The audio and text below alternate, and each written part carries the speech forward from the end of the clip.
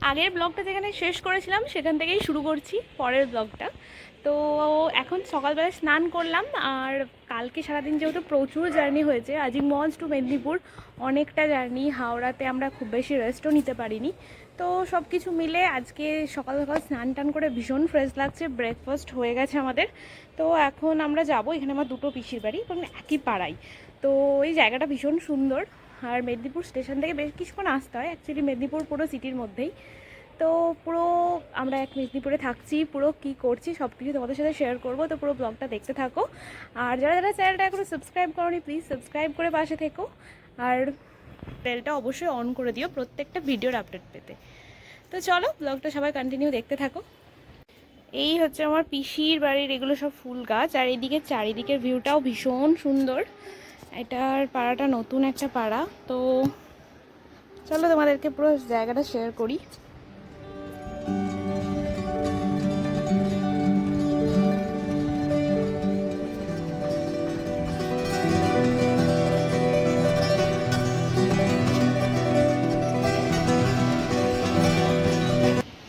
আর এখানে এসে একদমই কিছু ঠান্ডা লাগছে না। তো এখানে এসে একটা জিনিস খুব ফিল করছি, আমরা মানে মুর্শিদাবাদ আজিমগঞ্জে যে ঠান্ডাটা অ্যাটলিস্ট ফিল করছিলাম, এখানে একদমই ঠান্ডা নেই। মানে কাল থেকে তো ভীষণ কমে গেছে, আর একদমই সোয়েটার পরতে হচ্ছে না, মানে রাত্রের দিকে একটু বাইরে গেলে ঠান্ডা লাগছে, বাকি কিন্তু খুব একটা ঠান্ডাই নেই। একদম পুরো যেন মনে হচ্ছে একদম সামার সিজন পড়ে গেছে। তো যাই হোক, ফ্যান চালাতে হচ্ছে না, বাট ঠান্ডাও নেই, এটাই হচ্ছে ব্যাপার। তো মেদিনীপুর আমি প্রথমবার এলাম, খড়গপুর আমি অনেকবারই এসেছি, বাট মেদিনীপুরে আমি কোনোদিন থাকিনি। তো এখানকার কী কী ফেমাস আমরা যাব, আর এখানকার ফুড কী কী খাবার ভালো পাওয়া যায় সব কিছু ট্রাই করবো। তো সব কিছুর জন্যই অবশ্যই তোমরা ব্লগটা কিন্তু দেখতে থাকো। তো আমরা এই রুমটাতে থাকছি, আর আমাদের সমস্ত লাগেজ এখানে নিয়ে চলে এসেছি। আর এখন দেখতেই পাচ্ছ পুরো বিছানাটা ব্যাগেই ভর্তি, আর ঠান্ডার দিন ভেবে আমরা কিন্তু অনেক জিনিস প্যাকিং করে নিয়ে এসেছিলাম, কিন্তু কোনো সোয়েটার বা চাদর এখন লাগবে না, এটাই বুঝতে পারছি।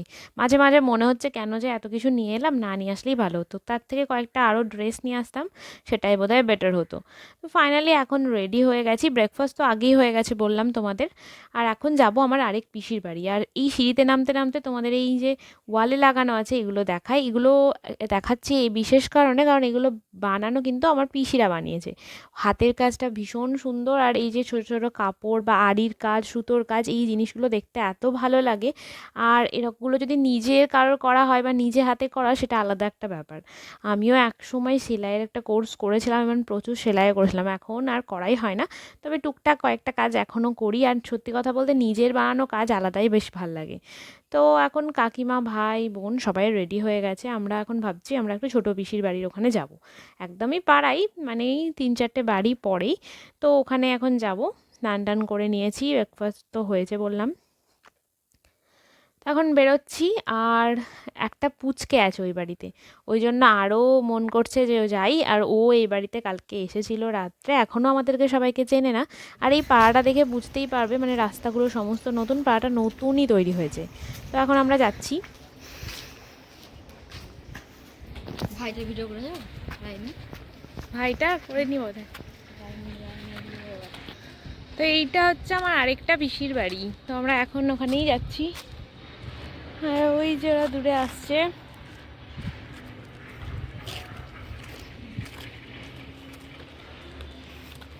তো চলে এসেছি এখন আমরা পিসির বাড়িতে, আর এটা হচ্ছে পুরো উঠোনটা।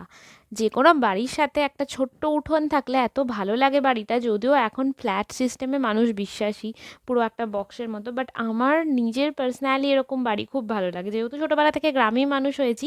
খোলামেলা ব্যাপারটা সব সময় ভালো লাগে, বাড়ির ভেতরে একটু রোদ ঢুকুক, হাওয়া ঢুকুক, এটা বেশ ভালো লাগে। আর এইটা দেখো পুচকে রায়ান, যার কথা তোমাদেরকে এতক্ষণ বলছিলাম, এটা আমার পিসির ছেলে। আর সত্যি কথা বলতে কি দিদি, মানে এতটুকু ভাই যে কতটা আদরের হবে বুঝতেই পারছো। আর এই বাড়িটাও কিন্তু ভীষণ সুন্দর করে সাজানো, মানে এত ভালো করে সবটা গোছানো, খুব ভালো লাগছে। সত্যি কথা বলতে কি বাড়িঘর তো একটু খুব মানে সিস্টেমেটিকভাবে গোছানো থাকলে খুব ভালো লাগে, মানে ইন্টেরিয়ার ডেকোরেশন যেটা। আর এইখানে এই দুটো কুর্তি, এটা আমাদের পিসি আমাকে আর বোনকে দিয়েছে, একটা রেড, একটা ব্ল্যাক। এই কাঁথা স্টিচ আমার নিজের ভীষণ প্রিয়। শান্তিনিকেতন গেলে তো আমি অনেক রকমের যা কিছু হ্যান্ডমেড তার কিন্তু আলাদা গুরুত্ব আমাদের কাছে থেকেই যায়। যেমন হ্যান্ড বাটিক, কাঁথা স্টিচ, এই জিনিসগুলো আলাদা একটা রকমের একটা ভালোবাসা। আর শান্তিনিকেতন গেলে আমি স্পেশালি এই জিনিসপত্র খুব কিনি, আর ব্যাগের নেশা তো আমার আলাদা করে রয়েইছে। আর দেখো এখন এই দিদির সাথে ভাইয়ের একটু মিল হয়ে গেছে, কিন্তু ভাই একদমই কোলে থাকতে চায় না, সে সবসময় হেঁটে ঘুরে বেড়াতে চায়।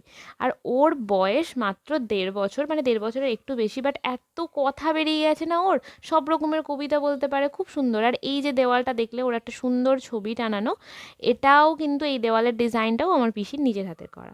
আর এখানে এই শোকেসটায় রয়েছে প্রচুর রকমের গণেশ, মানে গণেশের কালেকশন।